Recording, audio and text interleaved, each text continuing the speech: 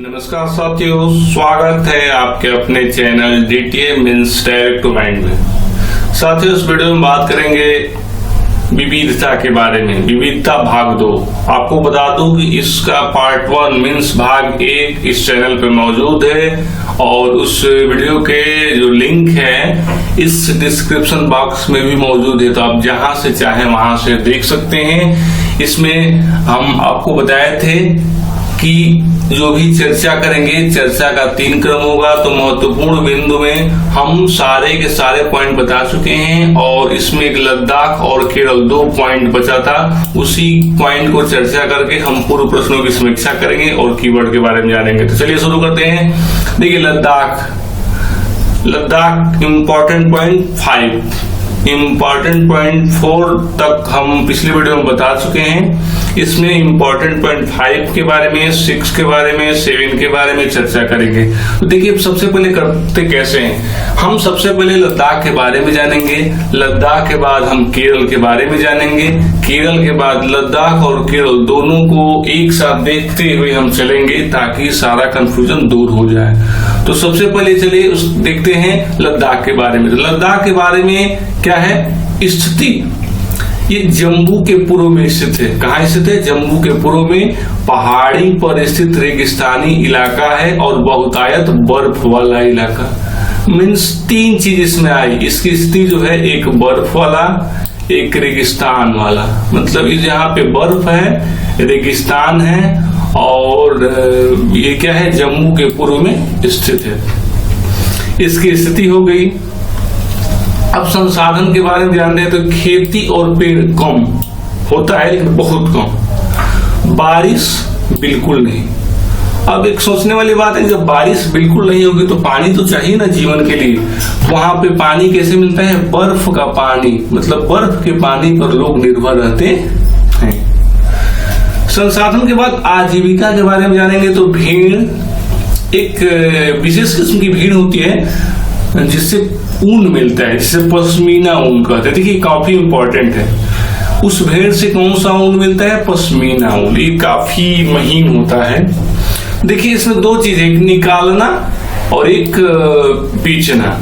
तो निकालता कौन है? तो निकालता है लद्दाख के लोग। लद्दाख के लोग निकालते हैं और बेचते हैं किसको? कश्मीर के व्यापारी को। भेड़ से निकलता है पश्मीना ऊन, उसको निकालते हैं लद्दाख के लोग और निकालने के बाद बेचते हैं कश्मीर के व्यापारी को। वो ऊन जो है महंगा बहुत होता है, बहुत महंगा। जब ऊन महंगा होगा तो सामान्य सी बात है कि सालें भी महंगी होंगी। तो एक चीज और भी जानकारी हो गया कि उससे बहुत अच्छी सालें बनती होंगी। ठीक है। तो आजीविका के बाद हम चलेंगे खान पान के बारे में। तो खान पान में मक्खन, चीज, मांस, ये वहां पे पाया जाता है। चीज एक पनीर टाइप का जो मान सकते हैं, जो हम लोग पनीर खाते हैं। उसके बाद जानवर चाहिए, यदि चीज, मक्खन आदि सब मिलते हैं तो वहां पे जानवर कौन कौन से होते हैं? गाय, बकरी और याक। अब देखिए, तिब्बत को दिए और तिब्बत चलिए। ये जो लद्दाख है ये तिब्बत से काफी गहरा रिश्ता रखता है। इससे काफी प्रश्न भी आएंगे, तो आपको हम इसको 2 पॉइंट में बता रहे हैं। कैसे? एक, तिब्बत को दिए और तिब्बत से लिए। आखिर लेन देन क्या हुआ? देखिए, सबसे पहले जानते हैं तिब्बत को देने के लिए। तो तिब्बत को लद्दाख ने एक घाटी दिया और दूसरा क्या दिया? बौद्ध धर्म दिया। मीन्स घाटी जो दिया ना, इसी घाटी से, लद्दाख की घाटी से ही मध्य एशिया के व्यापारी कहाँ गए? तिब्बत गए। और वो अपने साथ लेके क्या गए? तो मसाला, कच्चा रेशम, दरिया, ये लेके तिब्बत पहुंचे। और इसी घाटी से बौद्ध धर्म भी पहुंचा। मतलब लद्दाख के रास्ते से ही बौद्ध धर्म तिब्बत पहुंचा। तो 2 चीज है, घाटी से व्यापारी गए और उसी घाटी से बौद्ध धर्म तिब्बत गया। तो लद्दाख ने तिब्बत को क्या दिया हम जान लिए। उसके बाद अब जानते हैं तिब्बत से लेना। तिब्बत से क्या ले? देखिए, राष्ट्रीय ग्रंथ केसर सागा प्रचलन, मतलब तिब्बत का एक राष्ट्रीय ग्रंथ है जिसका नाम है क्या है? केसर सागा। ये लद्दाख में काफी प्रचलन में है। ये लद्दाख में क्या है? काफी प्रचलन में है। प्रचलन में क्या है, तो इस स्तर से मतलब ये जो राष्ट्रीय ग्रंथ है, इस ग्रंथ के अनुसार गाना, कविता, नाटक लोग खेलते हैं। मतलब लद्दाख के लोग इसी ग्रंथ के हिसाब से गाना, कविता और नाटक आदि खेलते हैं। एक ये चीज हो गया, लद्दाख ने तिब्बत से ले लिया है। उसके बाद दूसरा चीज है कि तिब्बत से एक छोटा तिब्बत का नाम है। जैसे एक प्रश्न आता है, आया भी है, हम लोग चर्चा भी करेंगे कि छोटा तिब्बत किसे कहते हैं, तो किसको कहते हैं? लद्दाख को। क्यों कहते हैं? क्योंकि काफी आवागमन रहा, लेन देन काफी रहा, इसलिए हम मान लेते हैं कि लद्दाख क्या है, एक छोटा तिब्बत ही है। उसके बाद जब व्यापारी आए गए तो इस्लाम धर्म भी लगभग उससे आया। तो तिब्बत को दिया एक घाटी जिससे व्यापारी गए, उसके बाद बौद्ध धर्म पहुंचा और तिब्बत से लिए राष्ट्रीय ग्रंथ केसर सागा, जिनसे गाना, कविता, नाटक खेलते हैं, और एक छोटा तिब्बत। ठीक है, तो लद्दाख के बारे में हम पूरा जान लिए। लद्दाख के बारे में जानने के बाद हम लोग चलते हैं इंपॉर्टेंट पॉइंट 6 पे, केरल के बारे में। देखिए ये दोनों पॉइंट जो है काफी इंपॉर्टेंट है, इससे काफी प्रश्न भी आए हैं। फिर देखिए इसके बारे में जानते हैं। स्थिति, ये भारत के दक्षिण पश्चिम में स्थित है। एक ओर समुद्र है, एक ओर समुद्र है और दूसरी ओर पहाड़ी है। जान लीजिए, भारत के दक्षिण पश्चिम में स्थित है, एक ओर समुद्र है और दूसरी ओर पहाड़ी है। इसमें लद्दाख में जाएंगे तो एक ओर रेगिस्तान है, दूसरा ओर बर्फ है। चलिए उसके बाद संसाधन के बारे में जानते हैं। पहाड़ी पर काली मिर्च, लौंग, इलायची मीन्स मसाला, मतलब संसाधन क्या है वहां पे? मसाला। लेकिन यदि हम लद्दाख में आएंगे तो संसाधन क्या था कि खेती और पेड़ कम और बारिश बिल्कुल नहीं, मतलब खेती और पेड़ थोड़ा बहुत होता था। ठीक, उसके बाद देखिए आजीविका के बारे में आएंगे तो व्यापारी, आजीविका के बारे में व्यापारी, और यहाँ पे आजीविका के बारे में केवल भेड़, जिससे पश्मीना ऊन मिलता है। तो आजीविका के बारे में व्यापारी जानेंगे कि आजीविका के लिए केवल व्यापारी थे। और उन व्यापारियों में एक सबसे इंपॉर्टेंट प्रश्न है कि सबसे पहले यहूदी और अरबी आए। बहुत सारे व्यापारी आए, बहुत सारे लोग आए, लेकिन उसमें सबसे पहले यहूदी और अरबी आए। ठीक है, उसके बाद देखिए अन्य में हम जान लेते हैं कि अन्य में अन्य लोग भी आए क्या। तो देखिए 2000 वर्ष पूर्व ईसा मसीह ये क्या थे? धर्म प्रचारक थे, और इनका एक सेंट थॉमस नाम का क्या था? धर्म दूत था। इस्लाम लाने का श्रेय, मतलब ये है कि ईसा मसीह जो है अपने धर्मदूत सेंट थॉमस को केरल में भेजे थे। किसके लिए? इस्लाम धर्म का प्रचार प्रसार करने के लिए। तो इसीलिए इस्लाम धर्म लाने का श्रेय किसको दिया जाता है? ईसा मसीह को, सेंट थॉमस को नहीं। सेंट थॉमस तो लेके आया, मेन धर्म प्रचारक जहां भेजेगा उसी को ना मानेंगे। तो ये एक बहुत ही इंपॉर्टेंट पॉइंट है, इससे प्रश्न आए भी हैं। और देखिए 700 वर्ष पूर्व देखिए इब्न बतूता, ये मोरक्को का निवासी था। इब्न बतूता भी केरल में आया था। देखिए इसमें लिखा है मुस्लिम इज्जत, वो उसने लिखा कि उस समय मुसलमानों की काफी इज्जत थी। तो इब्न बतूता के बारे में एक लाइन है कि मुसलमानों की इज्जत संबंधित कोई भी प्रश्न आए तो क्या हो जाएगा? सही हो जाएगा। उसके बाद देखिए लिखा है क्या? नील, नहीं डेट फिक्स नहीं है। वास्को डिगामा, वास्को डिगामा भी केरल में आया, भारत में आया। तो कैसे आया? जहाज से आया। और जहाज से जब आया तब यूरोपियों ने रास्ता जाना कि नहीं इस रास्ते से हम बहुत दूर दूर तक जा सकते हैं। उसके बाद देखिए नील, ये भी डेट फिक्स नहीं है। चीनी यात्री के भी बारे में माना जाता है कि चीनी यात्री भी केरल में आए, लेकिन किसी भी यात्री का जिक्र नहीं है। याद रखेंगे उसको हम कैसे कहते हैं कि आया। देखिए चीनी वाला है, एक शब्द है चीनी वाला, जिसे जाल बोलते हैं। इसका अर्थ क्या होता है? एक विशेष किस्म की जाल है। और एक है चीनी चट्टी, ये तलने का बर्तन, मतलब मछली के तलने का बर्तन। जो दोनों ये पात्र है, चीनी वाला और चीनी चट्टी, इसकी संरचना, इस बर्तन की संरचना और इस जाल की संरचना चीन के जाल और बर्तन से हूबहू मिलता है। इसलिए माना जाता है कि चीनी यात्री भी यहाँ पे आए होंगे। तो व्यापारियों के बारे में जान लिए, सबसे पहले यहूदी और अरबी, उसके बाद ईसा मसीह अपने धर्म प्रचारक सेंट थॉमस को इस्लाम के प्रचार के लिए भेजे। उसके बाद 700 ईसा पूर्व में, कितने ईसा पूर्व में, 700 वर्ष पूर्व में, सॉरी, इब्न बतूता ने मुसलमानों के बारे में कहा, आया तो कि मुसलमानों की बड़ी इज्जत थी। वास्को डी गामा के बारे में आपको बता दें, चीनी यात्री के बारे में बता दें। उसके बाद देखिए कुल धर्म यहाँ पे यहूदी, इस्लाम, ईसाई, हिंदू, बौद्ध, कुल 5 धर्म केरल में आए। कितने धर्म? 5 धर्म। उसके बाद खान पान के बारे में जानेंगे, तो यहाँ की उपजाऊ जमीन है और जलवायु भी अच्छी है, इसलिए यहाँ पे चावल होता है। क्या होता है? चावल। और समुद्र के किनारे हैं तो मछली भी होता है और कुछ सब्जी भी होता है। लेकिन यदि यहाँ पे देख लेंगे खान पान में क्या है, मक्खन, चीज, मांस, और यहाँ पे चावल, मछली और सब्जी। उसके बाद एक ओणम वहां का त्योहार है जिसमें नाव की एक प्रतियोगिता होती है। तो इस प्रकार से केरल और लद्दाख के बारे में हम पूरा विस्तार से जाने। अब चलिए हम जानते हैं लद्दाख और केरल के बारे में विविधता, इन दोनों को कंपैरिजन करके जानते हैं आखिर दोनों में एक साथ अंतर क्या है। देखिए लद्दाख है, ये केरल है। स्थिति में ये जम्मू के पूर्व है तो ये दक्षिण पश्चिम है, तुलनात्मक अध्ययन में। एक और इधर रेगिस्तान है तो एक और समुद्र है, एक और बर्फ है तो एक और पहाड़ी है। तो तुलनात्मक अध्ययन के तौर पर हम जान लिए।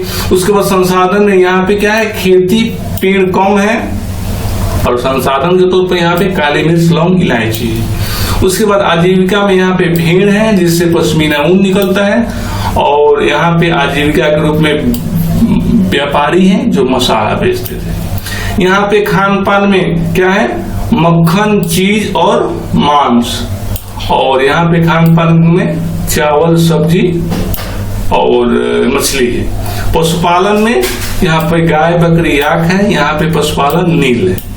यहाँ पे त्योहार केसर सागा एक ग्रंथ है जिसपे गाना, कविता, नाटक होता है। यहाँ पे त्योहार ओणम है जो नाव प्रतियोगिता होता है। इस प्रकार से लद्दाख और केरल के बारे में हम आपको बताएं, विस्तार से बताएं। उसके बाद हम चलते हैं अगले पॉइंट की तरफ। यह पूरा इंपॉर्टेंट पॉइंट समाप्त हो गया। अब देखिए पूर्व प्रश्नों की समीक्षा, देखिए कितना इंपॉर्टेंट तरीके से बताया गया है। पूर्व प्रश्नों की समीक्षा, और टॉपिक क्या है, विविधता। तो विविधता के बारे में हम पूर्व प्रश्नों की समीक्षा करेंगे कि आखिर कब कब कौन कौन से प्रश्न किस किस तरीके से आए हैं। देखिए हमने इसको बनाया है आपके सुविधा के लिए जून 11 से, जब से सीटेट की एग्जाम हो रहा है तब से लेकर और दिसंबर 2019 तक। तो आप इसको देख सकते हैं कि यहाँ पे दिया गया है कि यस यस यस मतलब 1 2 3 4 5 6 7, मतलब टोटली इस विविधता से अभी तक 7 प्रश्न आए। कितने प्रश्न आए? 7 प्रश्न। किस किस वर्ष आए हैं आप देख सकते हैं, इसका स्क्रीनशॉट लेकर के, और आप हमेशा के लिए इसको रख सकते हैं। तो चलिए देखते हैं आखिर कैसे आए हैं। मैंने ऐसा नहीं है कि बस केवल इस फोटो दिखा दिए तो हो गया, हम लोग देखते हैं कि आखिर किस वर्ष में कौन कौन से प्रश्न आए हैं। तो चलिए शुरू करते हैं। देखिए जून 2011, ये क्या है, जून 2011 में ये नील है, मतलब नहीं आया है। चलिए आगे बढ़ते हैं। जनवरी 2012, ये क्या है, नील है, इसमें नहीं आया है। उसके बाद देखिए नवंबर 2012 में एक प्रश्न आया है, निम्न में कौन विविधता को बढ़ावा देता है? अपने त्योहारों को मनाना, अपने गांव जाना, अप्रैल गाड़ी में यात्रा करना, अपनी मातृभाषा में बोलना। देखिए अब मैंने आपको बताया था कि विविधता के बारे में क्या होगा, अलग अलग होगा, एक होगा नहीं। लेकिन यहाँ पे देखिए अपने अपने अपने मतलब अपने त्योहारों को मनाना, अपने गांव जाना, अपनी मातृभाषा बोलना, क्या है, ये एक हो रहा है। और विविधता को जो हम उत्तर देंगे वो किसमें देंगे, अलग अलग 2 जगह देंगे, 3 तरह से देंगे, 2-3 जगह जिसमें हो 2-3 चीजें हो उसको उत्तर देंगे। तो देखिए इसका ऑप्शन सही होगा, रेलगाड़ी में यात्रा करना। इसमें क्या होगा, इसमें बहुत सारी चीज मिलेंगी, बहुत सारे लोग मिलेंगे, लेकिन इसका उद्देश्य क्या है, बहुत है, लेकिन इसका उद्देश्य एक है कि अपने त्योहार मनाना, मतलब एक उद्देश्य। अपने गांव जाना एक उद्देश्य, अपनी मातृभाषा बोलना एक उद्देश्य, लेकिन रेलगाड़ी में यात्रा करेंगे तो इसके उद्देश्य बहुत हो सकते हैं। और याद रखिएगा विविधता के बारे में कि विविधता कैसे होगा, विविधता अलग अलग होगा जिसमें बहुत सारी चीजें आएंगी। उसके बाद चलिए देखते हैं आगे की तरफ। सीटें जुलाई 2013, इसमें क्या है, नील है। चलिए आगे बढ़ते हैं। फरवरी 2014, इसमें क्या है, नील है। उसके बाद सितंबर 2014 में 2 प्रश्न आए हैं। देखिए, ऐसा विश्वास किया जाता है कि ईसा का शिष्य सेंट थॉमस आए। अब कहाँ आए, देखिए गोवा, कर्नाटक, तमिलनाडु, केरल। गोवा, कर्नाटक, तमिलनाडु, केरल। अब अमूमन सी बात है, थोड़ा सा आप ये भी समझदारी रखेंगे कि यदि विविधता से प्रश्न आएगा तो राज्यों के बारे में 2 ही राज्यों को सोचेंगे, एक केरल और एक लद्दाख। तो इसका उत्तर क्या होगा, केरल। क्या होगा, केरल। अब देखिए विकल्प के तौर पे लद्दाख और केरल 2 शब्दों में से हमें उत्तर मानना है और उन 2 शब्दों में से केवल एक शब्द दिया है, तो ऐसे भी हम समझ सकते हैं कि ये विविधता पाठ का है, तो इसका उत्तर क्या होगा, केरल होगा। ठीक। उसके बाद इसी साल एक और प्रश्न आया है कि निम्न में कौन सा मरुस्थल का उदाहरण है। अब देखिए लद्दाख, सुंदरवन, कोंकण, पश्चिमी घाट। अब देखिए एक सिंपल सी बात है कि यदि विविधता का यदि प्रश्न है तो इसमें लद्दाख सही होगा। हम आपको बताया भी है। इसमें क्या है उत्तर, केरल। आप नहीं भी पढ़े हैं और एक आइडिया लगाए तो केरल और लद्दाख यही आपको उत्तर मारना है। तो देखिए इसमें केरल है, इसमें लद्दाख है। उसके बाद चलिए आगे बढ़ते हैं। फरवरी 15 में नील है। उसके बाद सितंबर 15 में एक प्रश्न है, निम्न में कौन सा तिब्बत का राष्ट्रीय ग्रंथ है। देखिए तिब्बत का राष्ट्रीय ग्रंथ क्या है, बुद्ध सागा, कीसर सागा, सिद्ध सागा, निर्वाण सागा। इसका उत्तर क्या होगा, बुद्ध सागा। चलिए आगे बढ़ते हैं। फरवरी 2016 में देखिए आया है, भारतीय राष्ट्र राज्य का वर्णन करने के लिए कितना घुमाया है, विविधता में एकता, विविधता में एकता, मुहावरा। देखिए मुहावरा का रहा है, मुहावरा इन राष्ट्रीय नेताओं में से किसने दिया। तो इसका उत्तर क्या होगा, बाल गंगाधर तिलक, महात्मा गांधी, सरदार वल्लभ भाई पटेल, पंडित जवाहरलाल नेहरू। तो इसका उत्तर क्या होगा, पंडित जवाहरलाल नेहरू। हम आपको बताए हैं कि विविधता में एकता, अनेकता में एकता, कोई भी ऐसा चीज होगा जिसमें एकता शब्द जुड़ा रहेगा या कोई भी ऐसा वाक्य होगा जो पूछा जाएगा कि विविधता के बारे में कि इस वाक्य को किसने कहा, तो बिना सोचे समझे आंख बंद करके उसका उत्तर क्या होगा, जवाहरलाल नेहरू। मतलब विविधता के लिए जिम्मेदार होंगे जवाहरलाल नेहरू। चाहे कोई भी प्रश्न आए, कैसे भी प्रश्न आए, ये राष्ट्र राज्य का वर्णन ये सब नहीं देखना है, सीधा सीधे देखना है कि विविधता शब्द आया और नेता का नाम पूछ रहा है तो उसका उत्तर पंडित जवाहरलाल नेहरू होगा। चलिए आगे हम चलते हैं। मई 2016 ये नील है, सितंबर 2016 ये भी नील है। उसके बाद आते हैं सीटेट आल 2018। मतलब देखिए सीटेट 2018 में केवल एक परीक्षा होता है, हुआ है, इसमें भी नहीं है। चलिए आगे देखते हैं जुलाई 2019। देखिए कितना खतरनाक क्वेश्चन आया है, देखिए लेकिन ये बहुत आसान है। देखिए विविध समाज, देखिए विविध समाज का मतलब क्या है कि विविधता से क्वेश्चन है, सीधा सीधे पकड़ने का तरीका। किस संदर्भ में निम्नलिखित कथनों में कौन सा सही है। अब देखिए आप इसको थोड़ा सा पढ़ेंगे और एक एक पढ़ेंगे कि जिसमें भाषा, धर्म, संस्कृति, जिसमें भाषा विभिन्नताएं, समानताएं, संस्कृति असमानताएं, सत्ता विभिन्नताएं मिलती हो तो आप उत्तर देते रह जाएंगे। आप उत्तर ऐसे नहीं देंगे कि ये विकल्प सही है कि ये विकल्प सही है। देखिए कैसे उत्तर देते हैं, हम देखते हैं, आपको बताते हैं। हम आपको पढ़ाए हैं कि विविधता होगा तो भाषा, धर्म, संस्कृति वाली बात होगी। देखिए अब यहाँ तो हम डिनोट करते हैं भाषा, धर्म, संस्कृति। विकल्प 1, विकल्प 2 पे भाषा, संस्कृति, धर्म, इसको पलट दिया, एक ही बात है, 3 शब्द मिला।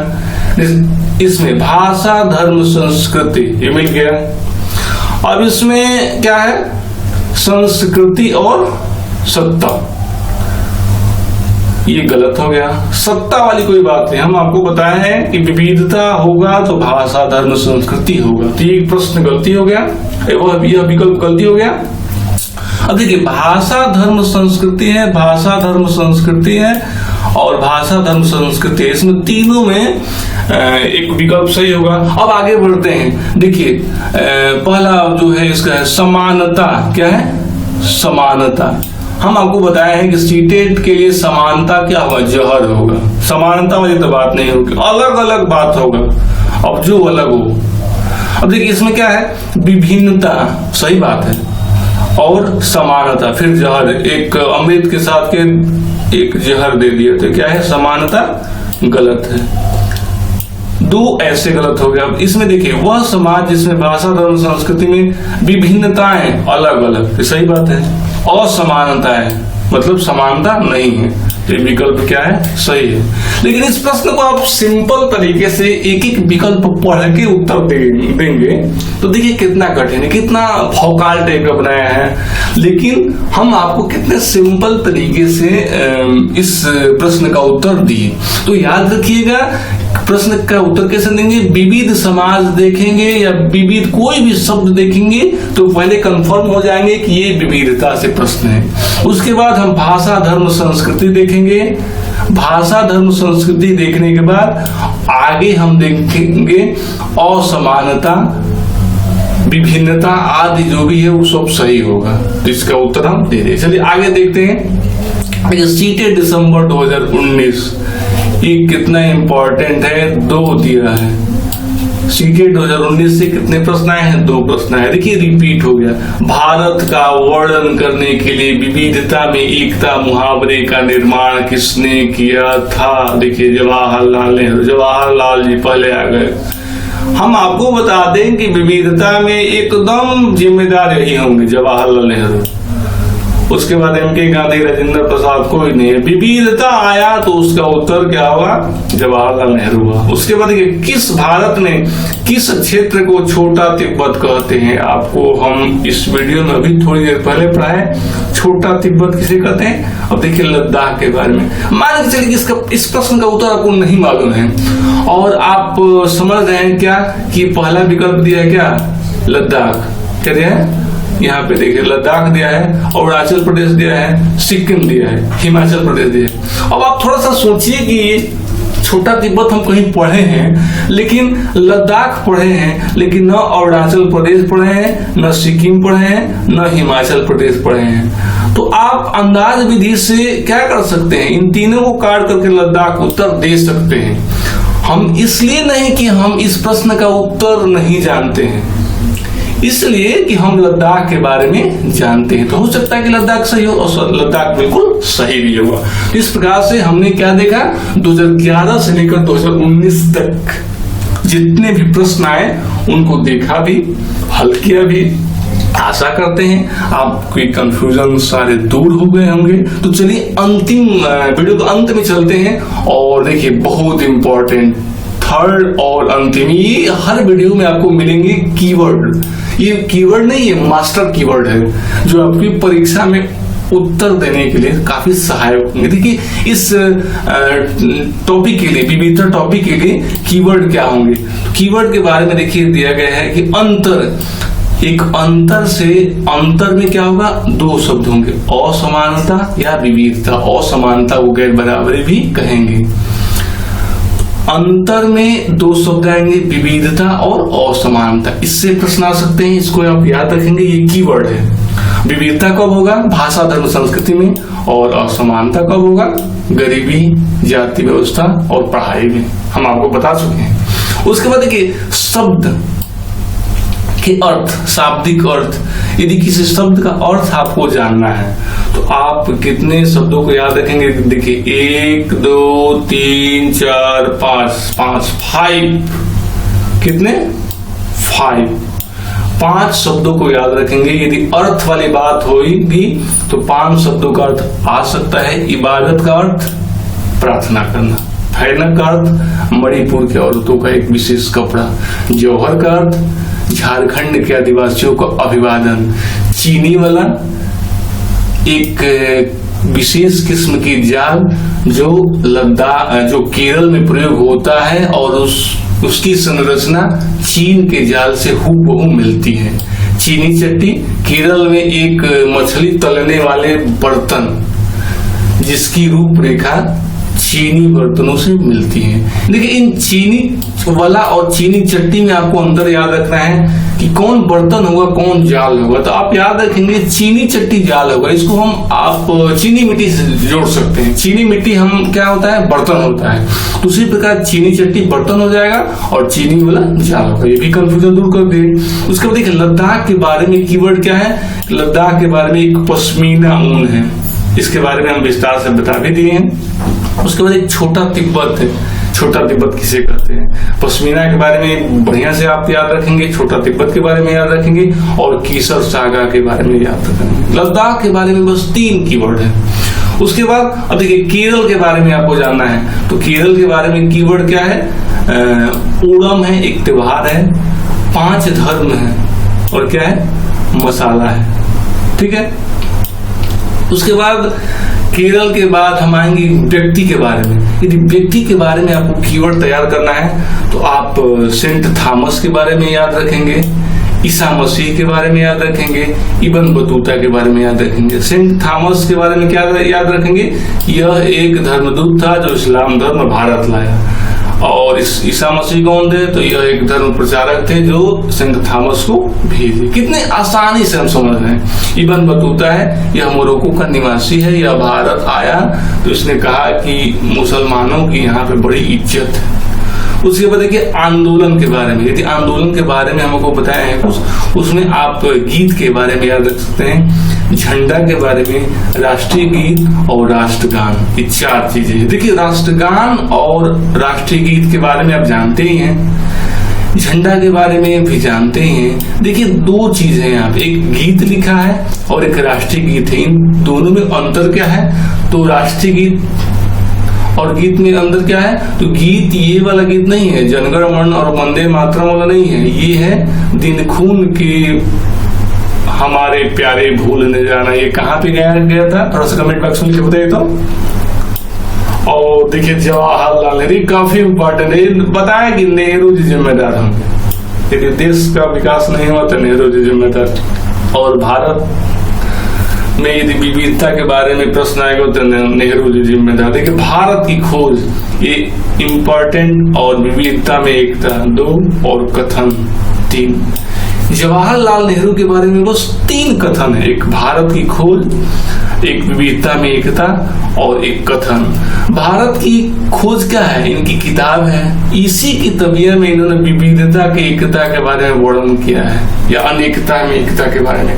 तो जो ये सूत्र है, ये मुहावरा जिसको बोला जा रहा था, सीटेट बोल रहा था, उस मुहावरा कहाँ से लिया गया है, तो ये भारत की खोज नामक किताब से। उसके बाद कथन के बारे में एक प्रश्न बनता है, तो याद रखिएगा, हो सकता है कि आए कि इन्होंने कहा ना कि जो विविधता में एकता है, ये थोपी हुई चीज नहीं है, ये अंदर से गहराई की चीज है, इसको हमने हृदय से ग्रहण किया है। तो आप याद रखेंगे कि विविधता से संबंधित किसी प्रकार का कथन आके और पूछा जाएगा, चाहे उल्टा सीधा कोई भी कथन हो, कि इसके लेखक कौन है, यह विचार किसने दिया, यह कथन किसका है, तो जवाहरलाल नेहरू। तो देखिए ये जो कीवर्ड है ना, ये कीवर्ड किसी भी वीडियो के लिए, किसी भी टॉपिक के लिए कीवर्ड जो है ना, ये काफी इंपॉर्टेंट है।